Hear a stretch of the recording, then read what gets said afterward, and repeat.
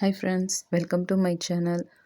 இட்லி பொடி வீட்டிலேயே ரொம்ப ஹெல்த்தியாக டேஸ்டியாக எப்படி அரைக்கிறதுன்னு பார்க்கலாம். இப்போ நான் செய்ய போகிறது முருங்கைக்கீரை இட்லி பொடி. அதுக்கு ஒரு கைப்பிடி அளவு முருங்கைக்கீரை எடுத்து நல்லா வாஷ் பண்ணி 1 டே ஃபுல்லாக வெயிலில் காய வச்சு எடுத்துக்கலாம். நெக்ஸ்ட்டு பாசிப்பருப்பு 1 கப், உளுந்தம்பருப்பு 1 கப், கடலைப்பருப்பு 1 கப், முருங்கைக்கீரை நம்ம காய வச்சது அதுவும் கரெக்டாக அந்த 1 கப் அளவுக்கு வரும், அதையும் எடுத்துக்கலாம். நெக்ஸ்ட்டு 1 ஸ்பூன் சாப்பாட்டு அரிசி, 1 ஸ்பூன் கருப்பு எள்ளா இருந்தாலும் சரி, வெள்ளை எள்ளா இருந்தாலும் சரி, ஏதாச்சும் ஒன்று எடுத்துக்கலாம். 1/2 ஸ்பூன் பெருங்காயத்தூள் எடுத்துக்கலாம். வரமிளகா 15லேருந்து 20 வரை காரத்துக்கு ஏற்ற மாதிரி எடுத்துக்கலாம்.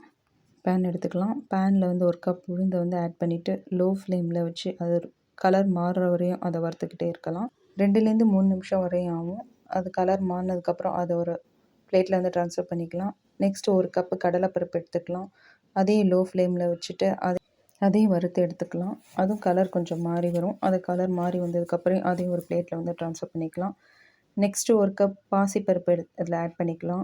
அதையும் லோ ஃப்ளேமில் நம்ம வறுத்து எடுத்துக்கலாம். அது கொஞ்சம் லைட்டாக கலர் மாறுற வரையும் நம்ம வறுத்துட்ருக்கணும். அப்போ தான் பொடி நல்லா உங்களுக்கு டேஸ்ட்டாக இருக்கும். ரொம்பவும் கலர் கருகிராமல் பார்த்துக்கணும். அப்புறம் வெயிலில் நம்ம காய வச்சு எடுத்த முருங்கைக்கீரை அதையும் 1 கப் இதில் ஆட் பண்ணிவிட்டு அதையும் நம்ம லோ ஃப்ளேமில் வச்சு வறுத்து எடுத்துக்கலாம். வெயிலில் காய வச்சாலுமே நம்ம கொஞ்சம் சூடுபடுத்துறதுக்காக வறுத்து எடுத்துக்கணும். அப்போ தான் அது பவுட்ரு நல்லா திப்பி திப்பியாக இல்லாமல் இருக்கும். நெக்ஸ்ட்டு 1 கைப்பிடி அளவு கருவேப்பிலை இதில் ஆட் பண்ணிக்கலாம். அதை லோ ஃப்ளேமில் வச்சுட்டு அது கொஞ்சம் மொறுமொறுப்பு வர வரையும் வறுத்து எடுத்துக்கலாம்.